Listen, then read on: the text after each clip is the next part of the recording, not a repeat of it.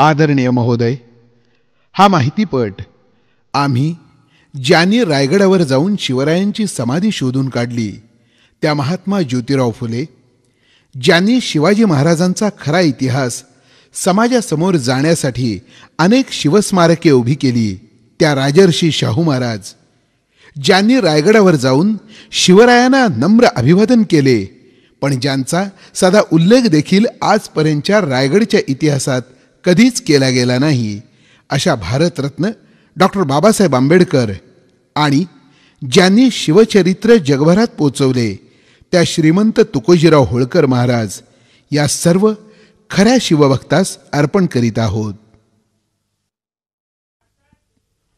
शिवछत्रपती म्हणजे महाराष्ट्राचा पंचप्राण आणि एक प्रमुख प्रेरणास्थान.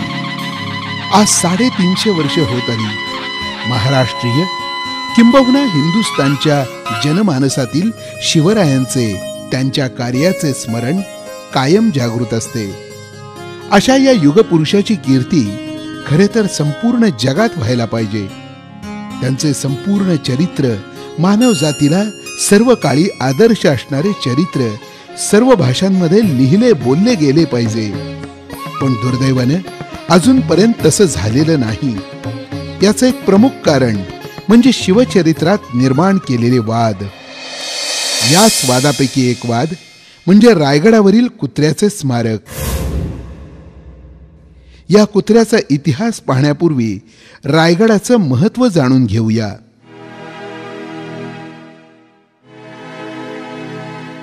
राजधानी रायगड. इसवी सन 1656 मध्ये शिवरायांनी हा रायरीचा किल्ला जावळीच्या चंद्रराव मोऱ्यांकडून जिंकून घेतला. त्यावेळी स्वराज्याचा कारभार राजगडावरून चालत होता. पुढे स्वराज्याचा विस्तार वाढला तसा राजगडासारखा अवघड आणि माथ्यावर कमी जागा असणारा किल्ला स्वराज्याच्या व्यापाच्या दृष्टीनं अपुरा पडू लागला.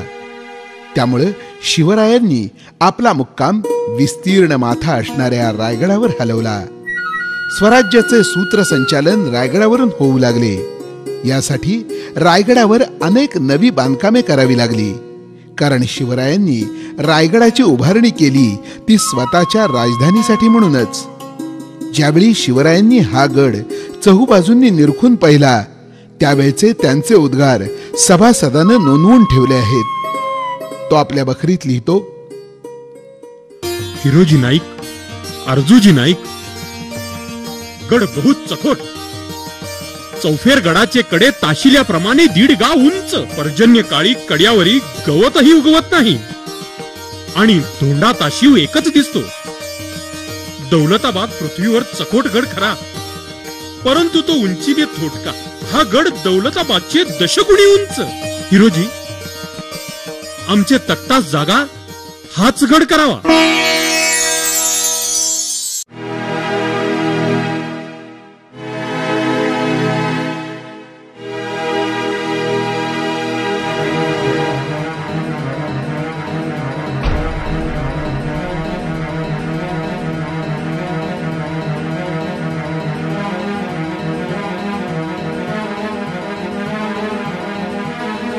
अशा वैभवशाली रायगडावर शिवरायांनी स्वतःच दिनांक 6 जून 1674 रोजी राज्याभिषेक करून घेतला.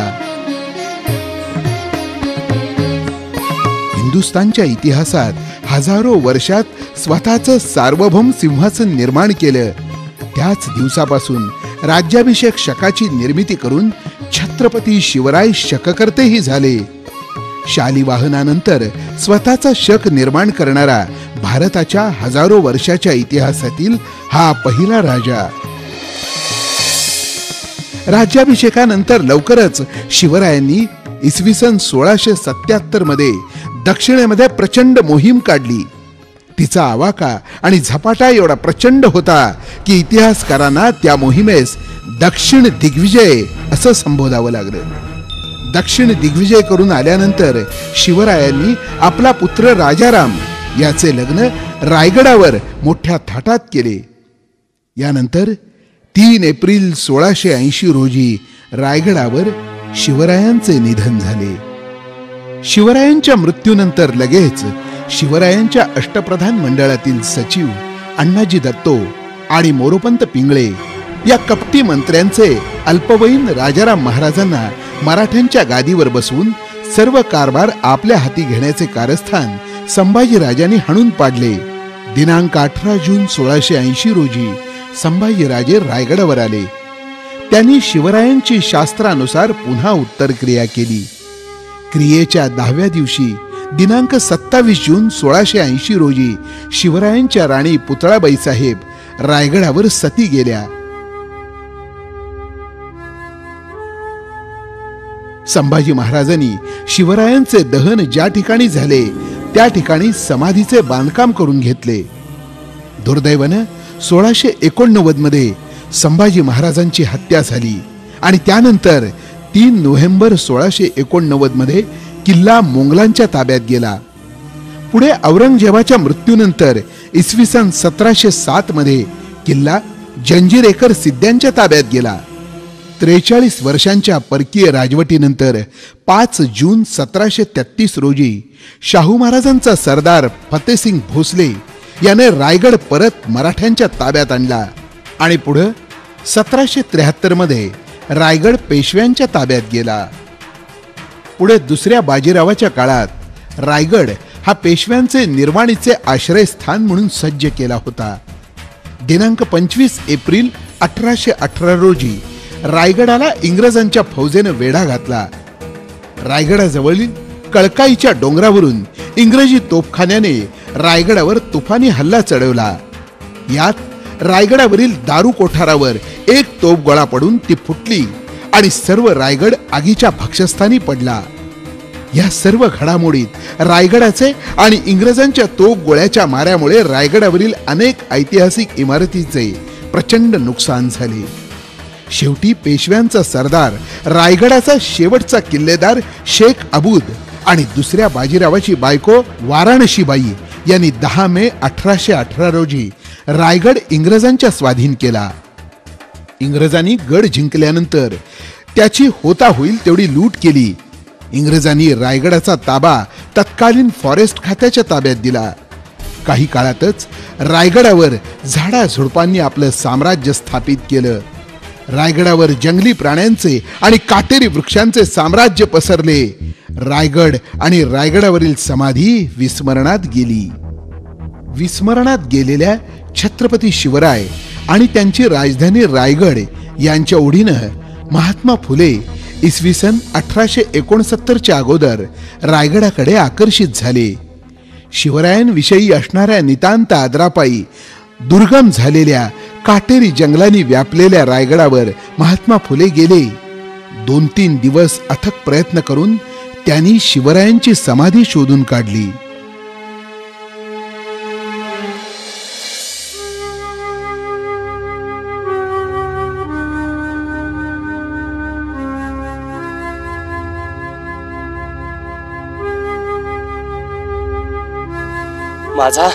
माझा कुलवाडी भूषण राजा शिव छत्रपतींची हीच ती समाधी.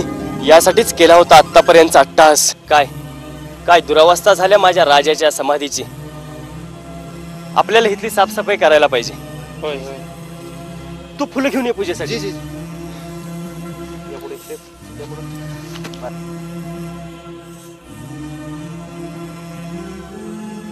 आण तिकडे फुलं.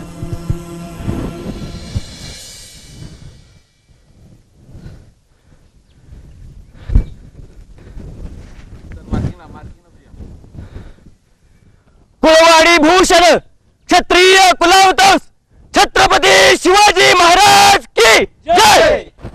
कुलवाडी भूषण क्षत्रिय कुलावतंस छत्रपती शिवाजी महाराज की जय. कुलवाडी भूषण क्षत्रिय कुलावतंस छत्रपती शिवाजी महाराज की जय. कुलवाडी भूषण क्षत्रिय कुलावतंस छत्रपती शिवाजी महाराज की जय. रे क्षत्रिय कुलावतंस काय कुणबटा या शिवाजीच्या थडग्याचा देव केलास.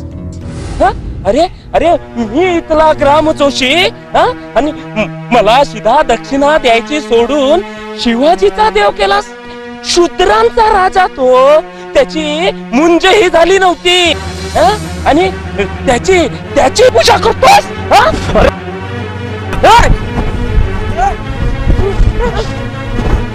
ज्यांच्या जीवावर पेशव्यांनी राज्य केले अशा शिव छत्रपतींची पूजा तू उधळून लावलीस. अरे ज्यांच्या घामावर पेशवाई पोचली तोच आता तुम्हा भटा बाडग्यांना शूद्र वाटायला लागलाय. होता आमचा राजा कुळवाडी भूषण, होता आमचा राजा क्षत्रिय कुलावतांश. कुळवाडी भूषण, क्षत्रिय कुलावतांश, छत्रपती शिवाजी महाराज की जय.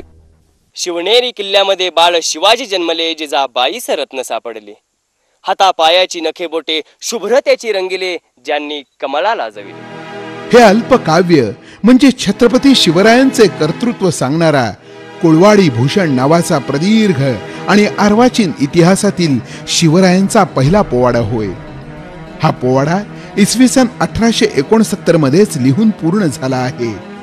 यावरून महात्मा फुले हे 1869 मध्ये किंवा त्या अगोदरच रायगडावर गेले होते हे सिद्ध होतेच. शिवाय ते शिवजयंती साजरे करणारे आणि शिवरायांची समाधी शोधणारे पहिले व्यक्ती ठरतात. महात्मा फुलेंच्या प्रयत्नांमुळे छत्रपती शिवराय आणि त्यांच्या रायगडाचे महत्त्व हळूहळू लोकांच्या लक्षात येऊ लागले. इसवी सन 1881-82 मध्ये जेम्स डग्लस नावाचा इंग्रज अधिकारी रायगडावर येऊन गेला. त्याने आपल्या बुक ऑफ बॉम्बे ग्रंथामध्ये तत्कालीन रायगडाचं वर्णन लिहून ठेवलं आहे. त्यात शिवछत्रपतींच्या समाधीचं वर्णन त्यानं केलं आहे. तसंच त्यानं शिवसमाधीचा नकाशाही करून ठेवला आहे. त्यामध्ये त्यानं कुत्र्याच्या समाधीचा उल्लेख कुठंही केलेला नाही. यानंतर इसवी सन 1885 मध्ये त्यावेळच्या मुंबई इलाक्याचे गव्हर्नर रिचर्ड टेम्पल हे रायगड पाहण्यासाठी येऊन गेले. त्यांच्यासोबत डॉक्टर वॉटर्स, कॅप्टन पीठ आणि रेव्हेन्यू कमिशन क्रॉफर्ड हे होते. टेम्पल साहेबाने रायगडावरील वास्तूंची अनेक स्केचेस केली. त्यांच्याबरोबर त्यावेळी हजर असणाऱ्या क्रॉफर्ड यानं पुढं our troubles in Poona and Deccan या इसवी सन 1897 मध्ये प्रसिद्ध झालेल्या पुस्तकामध्ये या टेम्पल साहेबाच्या रायगड भेटीचं वर्णन करून ठेवलं आहे. याच पुस्तकामध्ये क्रॉफर्ड यानं एका चौथाऱ्याचे चित्र देऊन ते शिवरायांचे दहन स्थळ असल्याचं म्हटलं आहे. पण त्याच्या वरील वर्णनात आलेल्या माहितीनुसार त्यांचा त्यावेळचा मार्गदर्शक एक ओंगळवाणा, घाणेरडे कपडे घातलेला, वेडसर, चमत्कारिक पुजारी होता. त्याच्या माहितीवर विसंबल्यामुळेच त्यानं हे चुकीचं चित्र दिलं. इसवी सन 1885 मध्येच रायगडाला भेट देणाऱ्या जबाबदार इंग्रज अधिकाऱ्यांनी शिवरायांची समाधी अष्टकोनी असल्याचे नकाशे तयार केले आहेत. तिची वर्णनही केलेली आहेत. पण कोणीही इंग्रज अधिकाऱ्यानं कुत्र्याच्या समाधीचा साधा उल्लेख देखील केलेला नाही. त्यानंतर कित्येक इंग्रज अधिकाऱ्यांनी रायगडाला भेट दिली, रायगडबद्दल लिहून ठेवलं, नकाशे काढले. पण त्यामधील कुणीही कुत्र्याच्या समाधीचा पुसटसा देखील उल्लेख करत नाही. इसवी सन 1886 पासून 1912 पर्यंत तत्कालीन इंग्रज सरकारने शिवसमाधीची 3 वेळा दुरुस्ती केली. हे काम करण्यामागे त्यांचे एका महान युगपुरुषाचे स्मारक जतन व्हावे हीच भावना होती. हे झाले इंग्रज व्यक्तीने रायगड आणि शिवसमाधीच्या बद्दल केलेल्या कार्याचे उल्लेख. दुसऱ्या बाजूला आपल्या भारतीय लोकांच्या याविषयी कशा हालचाली घडल्या हे पाहणं उद्बोधक ठरेल. 2 एप्रिल 1894 रोजी शाहू महाराजांना कोल्हापूर छत्रपतींच्या गादीवर राज्याभिषेक झाला. शाहू महाराजांनी लोकांना उद्देशून काढलेल्या पहिल्या जाहीरनाम्यातच शिवरायांनी आपल्या राज्याभिषेक समयी सुरू केलेल्या राज्याभिषेक शकाचे, शिवशकाचे पुनरुज्जीवन केले. हा शिवशक इसवी सन 1777 मध्ये पेशव्यांचा कारभारी नाना फडणीस यांनी बंद केला होता. त्यानंतर शाहू महाराजांना रायगडावरील शिवरायांच्या समाधीची दुरावस्था समजली. त्यांनी लगेचच समाधीचा जीर्णोद्धार करण्याची तयारी सुरू केली. पण या कामात लोकमान्य बाळ गंगाधर टिळकांनी हस्तक्षेप केला. आम्हाला रोज नित्यनेमानं 2 कामं करावी लागतात. सकाळी उठल्या उठल्या थंडगार पाण्यानं स्नान आणि दुसरं म्हणजे बाबनी वर्तमानपत्रातून वाहिलेल्या शिव्याची लाखोली ऐकणं. पण महाराज हे असं का करतात? अहो महाराज, आपल्या शिवरायांचं नाव घेतलं तरी 33 कोटी देवांची फलटण रिटायर होते. एवढे मोठे आपले महाराज. अहो याचाच तर पोटशूळ उठतो त्यांना. महाराज, शिवसमाधीच्या जीर्णोद्धाराचं काम तेवढं मनावर घ्या. शिवसमाधीच्या जीर्णोद्धाराचं काम आमच्या आबासाहेबांनी चालू केलेलं होतं. अहो तसा आराखडाही तयार आहे. पण आबासाहेबाच्या अकाली मृत्यूनंतर ते काम रखडले. त्यानंतर आम्ही चालू करायचं ठरवलं, पण टिळकांनी घो घातला. घो घातला म्हणजे काय महाराज? अरे, मी शिवस्मारक उभा करतोय असं कळल्यानंतर टिळकांनी पुण्यात सभा घेतली आणि सभेत म्हणाले, कोल्हापूरच्या महाराजांनी जर मनावर घेतल्यास ते एकटेच समाधीची दुरुस्ती करू शकते, पण सर्व दर्जाच्या सर्व जातीच्या लोकांकडून पैशातून वर्गणी गोळा होऊन त्या द्रव्याने शिवरायांच्या समाधीचा जीर्णोद्धार व्हावा अशी सर्वांची इच्छा आहे. आणि यानंतर शिवाजी फंड समितीची स्थापना झाली. अहो त्या समितीच्या मार्फत रगड पैसा गोळा केला, पण समाधीचं काम काय झालं नाही. अहो म्हणे हा बँकेत पैसा ठेवला, ती डेक्कन बँक बुडाली आणि पैसाही बुडाला. आणि त्यानंतर 1906 साली शिवरायांच्या नावानं रायगडावर उत्सव साजरा केला. अहो त्या उत्सवात देखील शिवाजी महाराजांच्या सिंहासनाच्या गादीवर शिवाजी महाराजांच्या तसबिरी शेजारी रामदास गोसाव्याची तसबीर ठेवली. अहो महाराज, ज्या महात्मा ज्योतिराव फुले यांनी शिवसमाधी शोधून काढली, ज्यांनी पोवाडा लिहिला, ज्यांनी पहिल्यांदा शिवजयंती उत्सव हा साजरा केला, त्यांचं तर आजकाल कोणी नाव पण घेत नाही. अहो म्हणतात ना, पतिव्रतेच्या घरी नाही बत्ती आणि वेश्याच्या घरी झुलतो हत्ती. ते जाऊ दे महाराज. अहो त्या झोकांड्या गडकऱ्यानं त्या राजसन्यास नाटकात आपल्या छत्रपती शिवाजी राजांची, छत्रपती संभाजी राजांची किती बदनामी केली, काय ऐकलत का तुम्ही? अरे ऐकली की. अरे काय काय लिहून ठेवलेलं त्या गडकऱ्याने. अरे लेखन म्हणजे कल्पनाशक्तीच्या भरारी, हे आम्हाला बी मान्य आहेच की. पण आपल्या विकृतीसाठी अशा महापुरुषांची बदनामी करायची.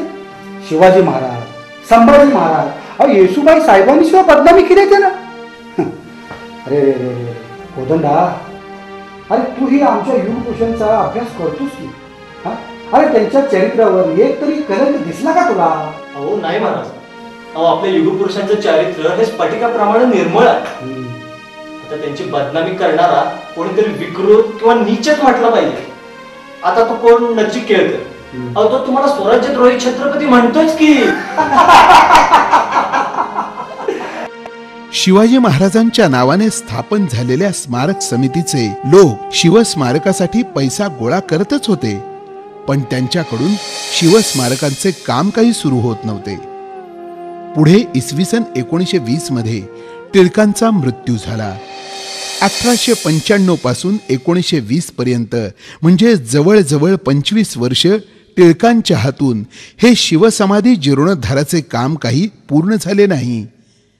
याच कालावधीत राजर्षी शाहू छत्रपतींनी शिवभक्तीने प्रेरित होऊन अशक्य वाटणारी कित्येक भव्य दिव्य स्मारके उभी केली.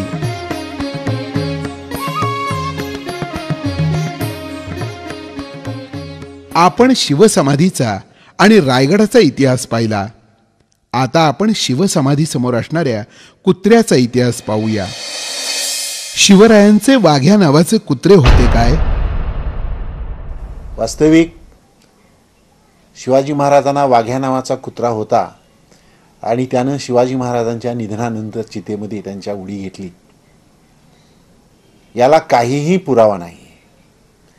इतिहास हा साधनांच्यावर, कागदपत्रावर, बखरींच्यावर आधारित असतो, परंतु कोणत्याच कागदपत्रामध्ये, अगदी बखरीमध्ये सुद्धा, ज्या बखरीमध्ये अनेक भाकड कथा आहेत, अशा बखरीमध्ये सुद्धा वाघ्या कुत्र्याची भाकड कथा सुद्धा नाही. म्हणजे अगदी स्पष्ट शब्दात सांगायचं म्हटलं तर वाघ्या कुत्र्याची समाधी जी आहे या समाधीला इतिहासाच्या साधनामध्ये काडीचाही आधार नाही. पुन्हा एकदा आवर्जून महाराष्ट्राला सांगावंसं वाटतं, इतिहासप्रेमींना सांगावंसं वाटतं की एवढ्या जवळ शिवाजी महाराजांच्या समाधीच्या जवळ, एवढ्या पवित्र वास्तूच्या जवळ एका कुत्र्याची समाधी जर असणं हे जरा थोडंसं अनैसर्गिक वाटतं.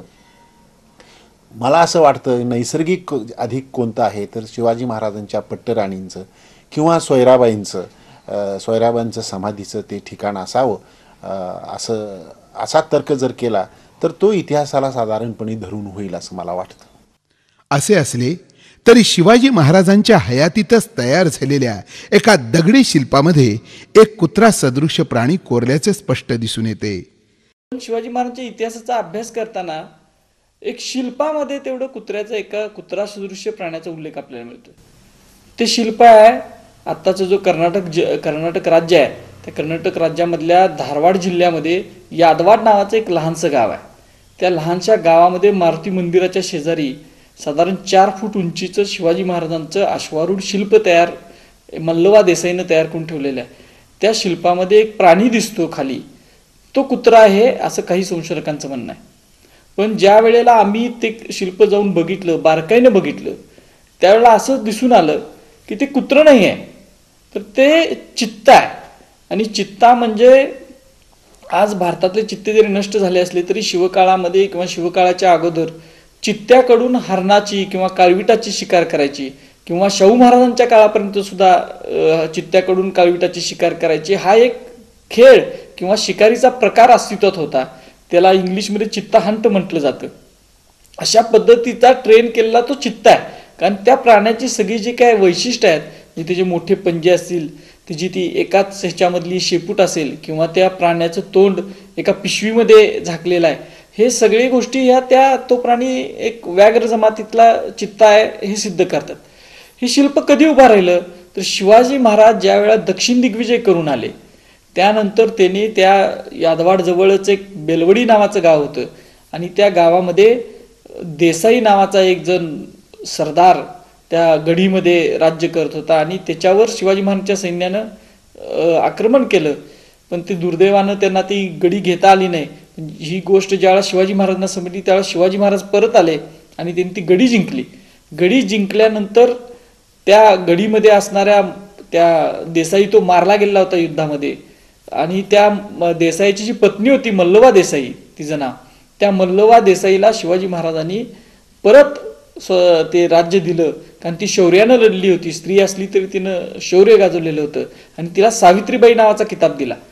आणि त्यावेळेला त्या शिवाजी महाराजांनी जे औदार्य दाखवलं, शिवाजी महाराजांनी जो मोठा पराक्रम दाखवला त्याच्याबद्दल त्या सावित्रीबाईनं तिच्या राज्यामधली जी काही लहानसं तिचं एक संस्थान होतं, लहानसं राज्य होतं, त्या राज्यामध्ये तिनं शिवाजी महाराजांचे एक वीरगळ तयार करून ठेवले.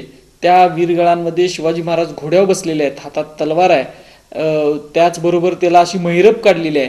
त्या वीरगळावर एक शिलालेख सुद्धा आहे ह्याच्यामधला कन्नडमधला, पण दुर्दैवानं तो वाचता येत नाही, पण त्याच्यावर शिलालेख सुद्धा आहे. त्याच्यामध्ये सर्व प्रभू ईश्वर एवढंच फक्त त्याच्यातलं वाचता येते, बाकीचं वाचता येत नाही.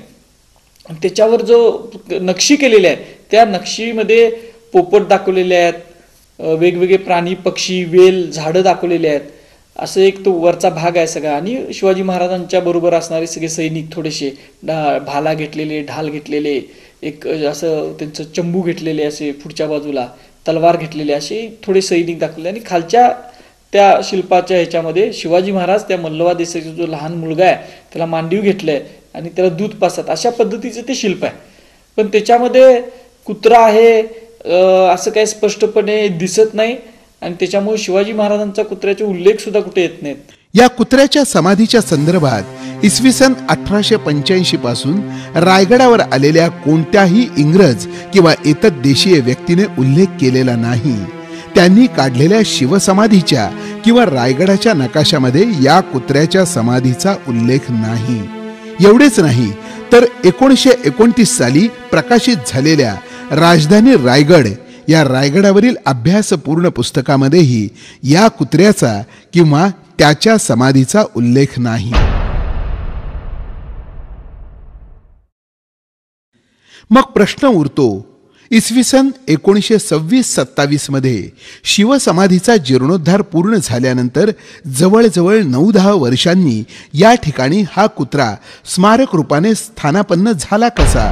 शिवाजी महाराजांच्या काळापासून महाराष्ट्राच्या भूमीमध्ये एक वाद सातत्याने घुमत असतो, तो म्हणजे ब्राह्मण ब्राह्मणेतर वाद आहे. ब्राह्मण समाजाने शिवाजी महाराज असतील, शाहू महाराज असतील, महात्मा फुले असतील, डॉक्टर आंबेडकर असतील, यांच्या कार्याचं महत्त्व आणि मोल कमी करण्यासाठी शिवाजी महाराजांचे गुरु म्हणून रामदास स्वामींना त्यांनी पुढं केलं, दादोजी कोंडदेवांना पुढं केलं, ज्यांचं इतिहासामध्ये स्थान गौण आहे. आणि अशाच ब्राह्मण ब्राह्मणेतर वादाचा फटका या शिवाजी महाराजांच्या रायगडसारख्या ठिकाणाला सुद्धा बसला आणि त्यातून त्या ठिकाणी कुत्र्याचं स्मारक उभं राहिलं.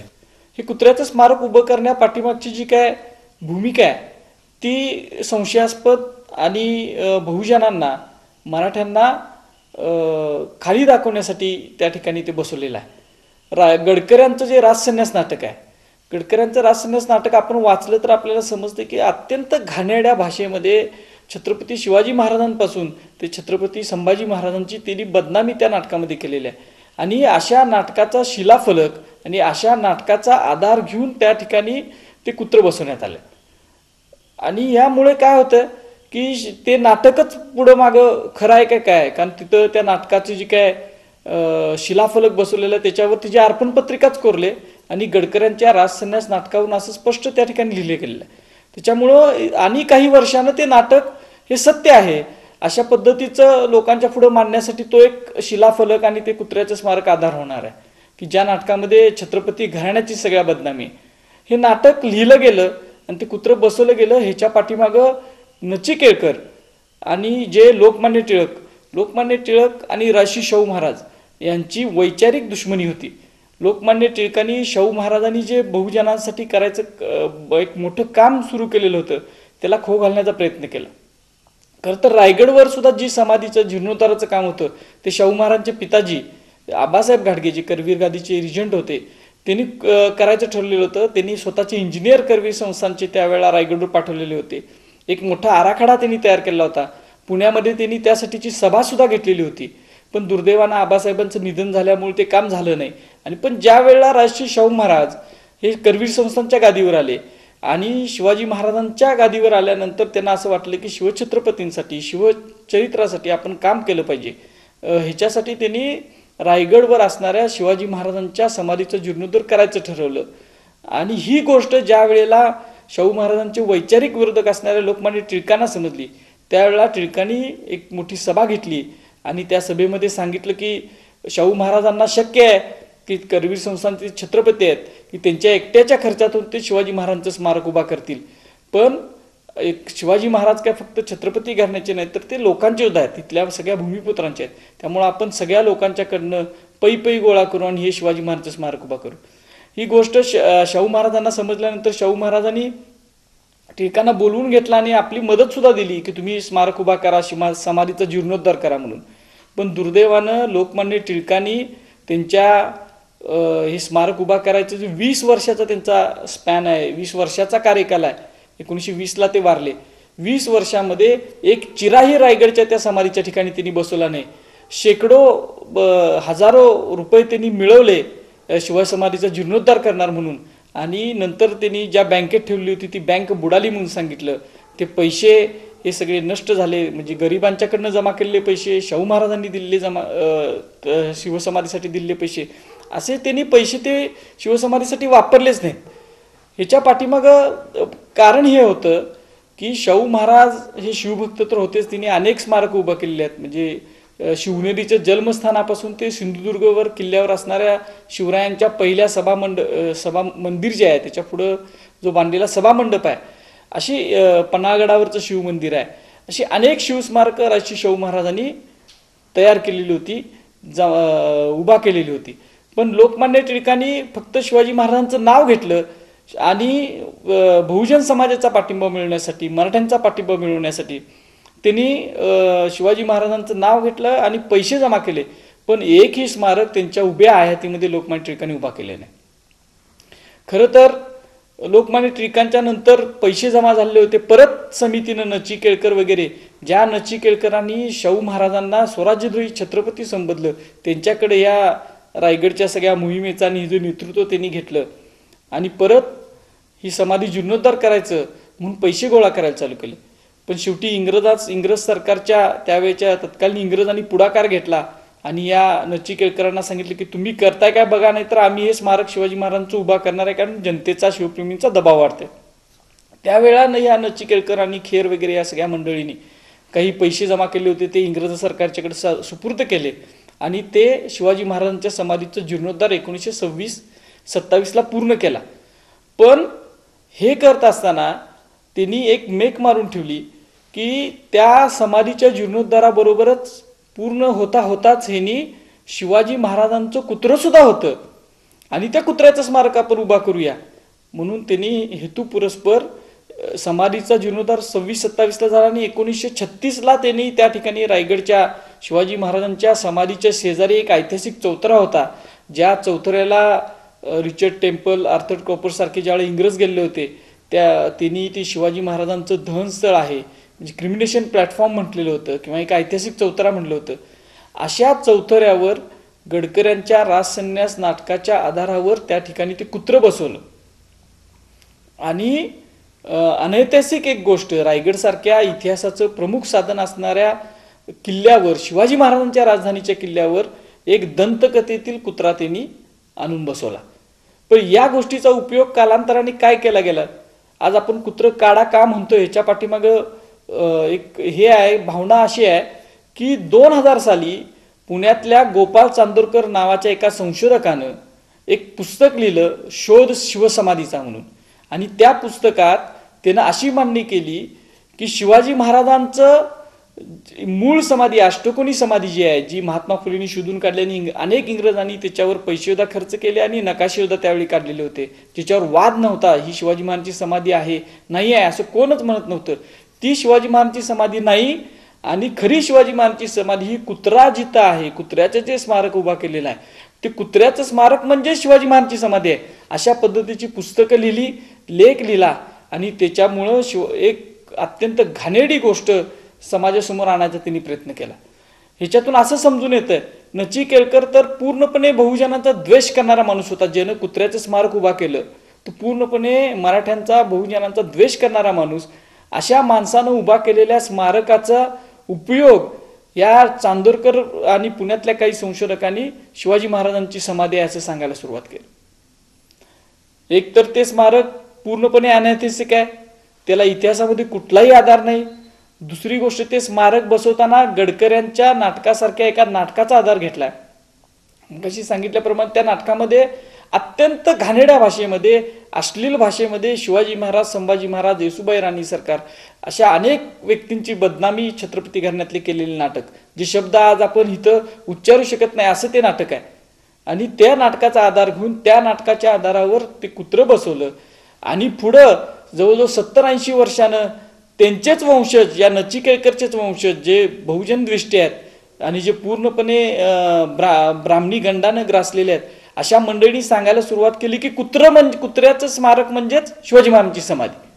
ह्याचा अर्थ काय होतोय आणि ह्याच्यामुळंच ते कुत्र्याचं स्मारक तिथनं काढणं गरजेचं आहे. आज याविषयी जी कथा सांगण्यात येते आणि आधुनिक काळामध्ये रायगड किल्ल्यावर लिहिलेल्या प्रत्येक पुस्तकामध्ये जी आख्यायिका दिलेली असते, त्या खोट्या आख्यायिकेच्या जन्माचे मूळ ब्राह्मणेतरांच्या द्वेषात सापडते. या आख्यायिकेनुसार कुत्रा हा अत्यंत इमानदार प्राणी आहे. आमच्या भगवान दत्तात्रयांच्या सोबत सुद्धा कुत्रा दाखवला जातो. पण या इमानदार कुत्र्यांच्या माध्यमातून बेईमानी करणारे इतिहासकार कायम घोटाळे करत असतात. शिवचरित्राचा विचार करता शिवजन्मापासून शिवाजी महाराजांच्या परलोकवासापर्यंत यांनी वाद निर्माण केलेले आहेत, त्यांच्या पितृत्वावर वाद निर्माण केलेले आहेत. अशी एकही गोष्ट नाही की ज्यावर त्यांनी वाद निर्माण केलेला नाही. यामध्ये खरा इतिहास सांगण्यापेक्षा आपले स्वार्थी हेतू साध्य करणे हा त्यांचा हेतू आहे. वाघ्या कृत्याचा विचार करता ही मूर्ती जी उभा केली गेली ही 1936 साली गेली. याचं कारण सांगितलं जातं की शिवाजी महाराजांच्या समाधीचा जीर्णोद्धार करण्यासाठी पुणेकर मंडळी इंदोरला गेली होती आणि होळकरांना त्यांनी विनंती केली की या समाधीच्या जीर्णोद्धारासाठी मदत करा. दंतकथा अशी सांगते, मी त्याला कथा म्हणत नाही, दंतकथाच आहे, की होळकरांना भीती वाटली की आपण शिवाजी महाराजांच्या समाधीला जर मदत केली तर इंग्रजांना वाईट वाटेल, इंग्रजांचा रोष आपल्यावर येईल, आणि म्हणून त्यांनी खोटं सांगितलं की आम्हाला सूतक आहे. आता सूतक कोणाचं? सूतक जवळच्या नातेवाईकांचं असतं, आणि हे सांगितलं गेलं आमच्या कुत्र्याचं सूतक आहे. हा मूर्खपणाची हद्द झाली. होळकरांची यात बदनामी आहे. होळकर कधीही असं म्हणू शकणार नाहीत की आम्हाला कुत्र्याचं सूतक आहे. आणि मग ते सूतक संपल्यानंतर पुणेकर मंडळी पुन्हा गेली आणि मग त्यांनी सांगितलं की तुम्ही तुमच्या कुत्र्याचं आम्ही स्मारक उभा करतो आणि त्यानिमित्तानं पैसे द्या, आणि त्या पैशाच्या आधारावर काही पैसे मी जीर्णोद्धारासाठी वापरू आणि काही तुमच्या कुत्र्यासाठी वापरू. अर्थात हे जीर्णोद्धार तर 10 वर्षापूर्वी झालेला आहे. पैसे कुठे वापरले? 5,000 रुपये दिलेले आहेत होळकरांनी, हे सिद्ध होतं आहे. होळकरांना सूतक येणं किंवा होळकर घाबरणं हा जो एक विचार मांडला जातो हा चुकीचा आहे. कारण 1914 साली ब्रिटिशांनी संपूर्ण महाराष्ट्रभर शिवाजी महाराजांचे फोटो लावले होते आणि लिहिलं होतं की यांचे अनुकरण करा आणि सैन्यात भरती व्हा. आणि त्याप्रमाणे मराठा सैनिकांची ब्रिटिशांना गरज होती, त्याप्रमाणे मराठा सैनिक त्यामध्ये सामील आहेत. आपणास आश्चर्य वाटेल की 1896 पासून शाहू, सयाजीराव गायकवाड, फलटणचे निंबाळकर आदी राजे महाराजांनी शिवाजी महाराजांच्या जीर्णोद्धारासाठी, त्यांच्या वास्तूसाठी अनेक हजारो रुपये खर्च केलेले आहेत. आणि केवळ होळकरच मात्र इंग्रजांना घाबरतात असं चित्रित करणं म्हणजे होळकरांची बदनामी आहे. जर खरोखरच महाराजांचा जर हा कुत्रा असता आणि तिथे त्यांना उडी घेतली असती तर ते त्याच वेळेला संभाजीराजांनी त्याचं शिल्प उभा केलं असतं. कारण ही समाधी जी शिवरायांची जी उभारलेली आहे ही संभाजीराजांच्या कालखंडात उभारलेली आहे. त्यावेळेला काही नाही. त्यानंतर अनेक सर्वे झाले, ब्रिटिशांचे 3 वेळा जीर्णोद्धार झालेले आहेत, त्यामध्ये कुठेही कधीही उल्लेख नाही. हा कुत्रा ज्या चबुतऱ्यावर बसवण्यात आला आहे त्या चबुतऱ्यावर जो शिलाफलक बसवण्यात आला आहे त्या फलकावर गडकऱ्यांच्या राजसन्यास नाटकावरून पुढील वाक्य कोरण्यात आली आहे. थोरल्या छत्रपतींचा आवडता कुत्रा वाघ्या हे समर्था घरचे श्वान खरोखरी सर्वांनी मान देण्यासारखे होते. हा इमानी जीव आबासाहेबांना कधीही विसंबत नसे. अखेर प्रभूचे शुभावसान झाल्याबरोबर या मुक्या इमानी जीवाने त्यांना स्वर्गापर्यंत सोबत केली. राम गणेश गडकरी यांच्या राजसन्यास नाटकावरून हा मजकूर या फलकावर लिहिण्यामागे चांगल्या भावना असाव्यात असे वाटत नाही. कारण राजसन्यास हे नाटक संभाजी महाराजांना बदपहिली दाखवण्यासाठीच लिहिले आहे. त्या नाटकातील कुत्रा हा सत्य स्वरूपात या ठिकाणी आहे, म्हणजे त्या नाटकात रंगलेला संभाजीही सत्य आहे असे रायगडाला भेट देणाऱ्या व्यक्तींना वाटावे, यासाठी राजसन्यास या नाटकातील हा मजकूर इथं कोरलेला असावा. हे नाटक काय आहे? या नाटकातील थोडा मजकूर आपण पाहूया. अरे शिवाजी म्हणजे मूठ दाबल्या हाती 3.5 हात उंचीचा, नाकी डोळी नीटस, काळगेल्या रंगाचा, राखटलेल्या अंगाचा, हरहुन्नरी ढंगाचा, लिहिणे पुष्णे बेतास बात, गुडघ्यात अंमळ अधू असा एक इसम होऊन गेला. त्याची काय बरे मातब्बरी सांगतोस एवढी? म्हणे हिंदूपत पातशाही उठवली. काय रे, मोगलाई मोडली आणि मराठेशाही झाली म्हणून इकडची दुनिया तिकडे झाली की काय? शिवाजीच्या राज्यात लिंबोणीला आंबे लागले का शेळीनं आपले पोर वाघाच्या नेट्याला दिली का कणसातून माणसे उपजली? अरे केले काय शिवाजीने असे? मोगलाईत हुकमती केसांची टोळी दाढीखाली लोंबत होती, ती मराठेशाहीत कवटीवर चढवली, एवढाच लाभ. शिवाजी नशिबाचा म्हणून नाव झाले इतकेच. त्यातून तुला खरे सांगू, अरे खरा मोठेपणा अशा आरडाओरडीवर नसतो. शिवाजीची खरी लायकी 4 चौघात पुढे कळणार आहे. त्या माणसात काही जीव नाही रे. हा झाला या घाणेरड्या नाटकातील एक उल्लेख. आता या गडकऱ्यानं संभाजी महाराजांच्या तोंडून काय वदवलंय ते पाहूया. चुंबनाची मोहनिद्रा ही शून्यातल्या संसाराची सौंदर्य दाखवते. तुळशी, विशाल सौंदर्याचं आकलन करण्यासाठी तितकंच विशाल हृदय असावं लागतं. नाहीपेक्षा तुझ्या रसरसलेल्या उरोज कुंभावर महाराष्ट्र जरी पटक्याची काचोळी या संभाजीनं हौसेनं चढवलीच नसती. मित्रहो, विषयाची गरज म्हणून आम्ही या ठिकाणी एवढाच उल्लेख केलाय. पण या नाटकातील शब्द न शब्द शिवछत्रपतींची, शंभूराजांची बदनामी करणारा आहे.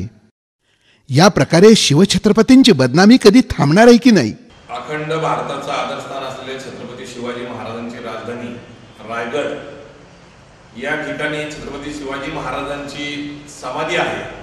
त्याच्या समोर त्यांच्या एका महाराणीच्या समाधीवर एका कुत्र्याचं प्रतिकात्मक स्मारक बनवून छत्रपती शिवाजी महाराज आणि त्यांच्या महाराणीचा अवमान करण्यात आला आहे. याची चर्चा महाराष्ट्रामध्ये सुरू आहे. सर्वप्रथम माझ्या मनामध्ये एक प्रश्न निर्माण होतो की इतिहास कशाला म्हणायचा? दंतकथांना, कथा कादंबऱ्यांना, चित्रपटांना का नाटकांना? कारण या कुत्र्याच्या निमित्ताने आज एका दंतकथेला स्मारकाच्या स्वरूपाने सन्मानित करण्यात आलेले आणि तो इतिहास म्हणून सांगितला जातो की छत्रपती शिवाजी महाराजांच्या हयातीमध्ये ज्यांनी त्यांना शूद्र ठरवून त्यांना राजा होण्याचा अधिकार नाकारला. महात्मा फुलेंनी ज्यावेळेस रायगडावरील समाधी शोधली त्यापूर्वी 150 वर्ष पेशव्यांचं राज्य होतं. म्हणजे समाधी पेशव्यांच्या काळामध्ये दुर्लक्षित होती. शिवाजी महाराजांचा इतिहास नामशेष करण्यात आला होता. महात्मा फुलेंनी ज्यावेळेस समाधी शोधली त्याची घटना स्वतः महात्मा फुलेंनी लिहून ठेवली की मी रायगडावर गेलो, 2-2.5 दिवस ते सर्व शोध घेतला. एका ठिकाणी समाधीचा शोध लागला, त्याच्यावर झाडं झुडपं होती, वारुळ होतं, साप खेळत होते. ते सगळं साफ केलं आणि साफ करून समाधींचा यथाचित्त सन्मान केला आणि यथाचित्त सन्मान केला. समाधी सापडल्याची वार्ता खाली कळाल्यानंतर खालचा जो ग्रामभट आहे पाचाडचा, तो पाचाडचा ग्रामभट धावत पळत रायगडावर आला. रायगडावर आल्यानंतर जिथं महात्मा फुले आणि त्यांच्या सहकाऱ्यांनी त्या समाधीचं यथाचित्त पूजन केलं होतं त्याच्यावर चढला आणि फुलं लाथडत त्यांनी महात्मा फुलेंना उद्देशून म्हणलं, अरे कुलबटा, हा तर शूद्रांचा राजा होता, तू काय याला देव करू पाहतोस का? आणि तो सर्व या समाधीवर नाचला. म्हणजे ग्रामभटाचा निषेध शिवाजी महाराजांच्या प्रती होता. म्हणजे ब्राह्मणांना शिवाजी महाराज आवडत नव्हते हे स्पष्ट होतं. छत्रपती शाहू महाराजांनी पुण्यातला जगातला पहिलं स्मारक शिवाजी महाराजांचा पुतळा करायचं ठरवलं. त्यावेळेस प्रिन्स ऑफ वेल्स हा जागतिक कीर्तीचा माणूस येत असताना सुद्धा पुणे बंद ठेवलं, कोळशाच्या रांगोळ्या काढल्या आणि निषेध नोंदवला. म्हणजे 3 घटना अशा आहेत शिवाजी महाराजांच्या हयातीत, त्यांच्या समाधीचा आणि त्याच्यानंतर पुतळ्याचा जगातल्या पहिल्या. ब्राह्मणांनी विरोध केला. ज्यांचं शिवाजी महाराजांवर प्रेमच नाही त्यांचं त्यांच्या पुत्र्यावर प्रेम होतं असं मानणं हा मूर्खपणा ठरू शकतो. आणि म्हणून एक गोष्ट लक्षात घेतली पाहिजे की शिवाजी महाराजांच्या समाधीच्या शेजारी शिवाजी महाराजांच्या समाधीपेक्षा 6 इंच उंच कुत्रा उभं करणं हे महाराजांचा सन्मान करण्याच्या हेतूने केलेले नसून शिवाजी महाराजांना कमी लेखण्यासाठीच केलेले. दाखवताना संस्कृती दिसते की आपण आपल्या पाळीव प्राण्यांचा सुद्धा किती सन्मान करतो. मात्र याच्या मागे प्रचंड विकृती आहे. एकतर महाराणीच्या समाधीवर ते उभं केलेले आणि पुत्र पाळण्याचा कुठलाही ऐतिहासिक संबंध नाही. म्हणून हे सरकारने आता प्रथम हे लक्षात घेतलं पाहिजे. अनैतिहासिक गोष्टींना ऐतिहासिक म्हणून मान्यता देणं हे बंद केलं पाहिजे. आर्किओलॉजिकल डिपार्टमेंटशी आम्ही आता पत्र व्यवहार केलेला आहे. येणाऱ्या काळामध्ये आम्ही हे कुत्र सरकार मान्यतेने आणि इतिहासाच्या मान्यतेने हे काढून टाकणार आहे. जय जिजाऊ, जय शिवराय. कधी संपणार हे रायगडाचं राजकारण? मराठ्यांचा इतिहास हा कुत्र्या मांजरांचा नाही आहे, तर मर्द मराठ्यांनी माणसांनी रक्त सांडलेला, पराक्रम केलेला इतिहास आहे. तर रायगडचं एक राजकारण आपल्याला लक्षात येतं की रायगडवर कोण कोण गेलं, तर त्या नाना फडणीस पासून पेशव्याची ती यशोदाबाई म्हणजे दुसऱ्या बाजीरावची बायको यशोदाबाई असेल, तिच्या गोदावरी असेल, ह्याच्यापासून सगळ्यांची नावं त्या पुस्तकामध्ये येतात. ते आत्ताच्या अटल बिहारी वाजपेयी पंतप्रधान यांच्यापर्यंतची नावं येतात.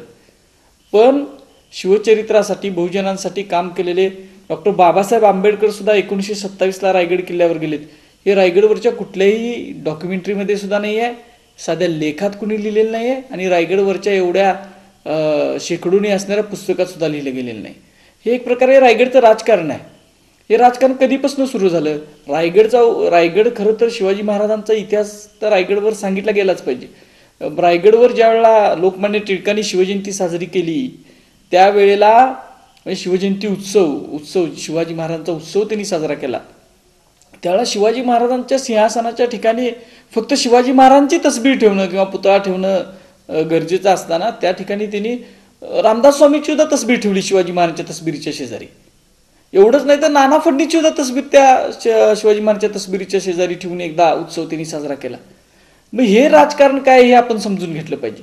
बहुजन महापुरुषांचा, आंबेडकरांसारख्या, डॉक्टर बाबासाहेब आंबेडकरांसारख्या महापुरुषाचा उल्लेख रायगडचं पुस्तक लिहिताना करायचं नाही. जे बाबासाहेब स्वतः त्या कोंजरपासून चालत रायगडवर गेले, 2 दिवस त्यांनी रायगडवर, 1 दिवस त्यांनी रायगडवर मुक्काम केला आणि 1 दिवस रायगडच्या पायथ्याला पाचाडला मुक्काम केला. सगळा रायगड त्यांनी बघितला. तिने त्याच्यावरचं सगळं प्रवास वर्णन लिहून ठेवलं.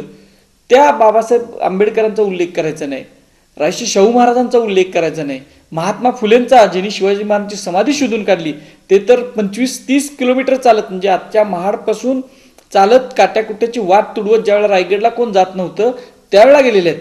अशा महात्मांचा उल्लेख करायचा नाही. आणि लोकमान्य टिळक जे रायगडला फक्त 2च वेळा आपल्या आयुष्यात गेले, त्यांचा सातत्याने उल्लेख करायचा. 2 वेळा गेले ते गेले, पण तिथं काय त्यांनी केलं तर एकदा पहिल्यांदा रामदास स्वामीची तसबीर ठेवली, दुसऱ्यांदा नाना फडणीसची तसबीर ठेवली. शिवाजी महाराजांच्यावर खरं तर प्रेम त्यांचं होतं का नव्हतं हे तपासण्याची गरज परत इतिहासाचं पुनर्लेखन करताना आता आपल्याला येऊन पडलेली आहे. आणि अशा व्यक्तींचा उल्लेख करायचा. आणि शाहू महाराजांनी सिंधुदुर्गला सभामंडप बांधला शिवाजी महाराजांच्या मंदिराच्या समोर, ज्यांच्या भाषणाचं सुरुवात शिवाजी महाराजांनी महाराणी ताराबाईंचं नाव घेतल्याशिवाय होत नव्हती, ज्यांनी शिवाजी महाराजांचं शिवनेरीचं जे जन्मस्थान आहे ते जन्मस्थान उभा करण्यासाठी प्रेरणा दिली. भारतातला सगळ्यात पहिला जो पुतळा आहे शिवाजी महाराजांचा जो पुण्यामध्ये आहे, तो पुण्यातला पुतळा शिवाजी महाराजांचा बसवण्यासाठी एक मोठं शिवस्मारक, जगातलं सगळ्यात मोठं शिवस्मारक उभा करण्याचे तळमळ ज्यांना लागून राहिली होती, अशा शिवरायांच्याच वंशजांचं नाव रायगडच्या कुठल्याही पुस्तकात घ्यायचं नाही. हे एक वेगळ्या पद्धतीचं रायगडचं राजकारण आहे आणि हे बहुजनांनी समजून घेतलं पाहिजे. असं हे रायगडाचं राजकारण गेली कित्येक दशकं सुरू आहे. एकंदरीत शिवरायांच्या समाधीचा जीर्णोद्धार करताना ज्यांनी त्याला आर्थिक मदत केली त्यांची बदनामी करायची, ज्यांनी शिवसमाधी खऱ्या अर्थानं उजेडात आणली त्या महात्मा फुलेंचा अनुल्लेख करायचा, ज्या राजर्षी शाहू छत्रपतींनी शिवरायांची अनेक स्मारके उभारली त्यांना बदनाम करायचे, त्यांचा रायगडाचा इतिहास सांगणाऱ्या कोणत्याही पुस्तकात उल्लेख करायचा नाही. पण ज्या लोकमान्य टिळकांना शिवरायांचे एकही स्मारक स्वतःच्या हयातीत उभे करता आले नाही त्यांना रायगडाच्या आणि शिवरायांच्या समाधीच्या जीर्णोद्धाराचा प्रणेता मानायचे. काल्पनिक कुत्रा शिवरायांच्या समाधीसमोर तसाच ठेवायचा काय? हे रायगडाचे राजकारण असेच चालू द्यायचे काय? या प्रश्नांचा विचार सर्व शिवप्रेमींनी मनाची आणि बुद्धीची कवाडे उघडी ठेवून करणं गरजेचं आहे.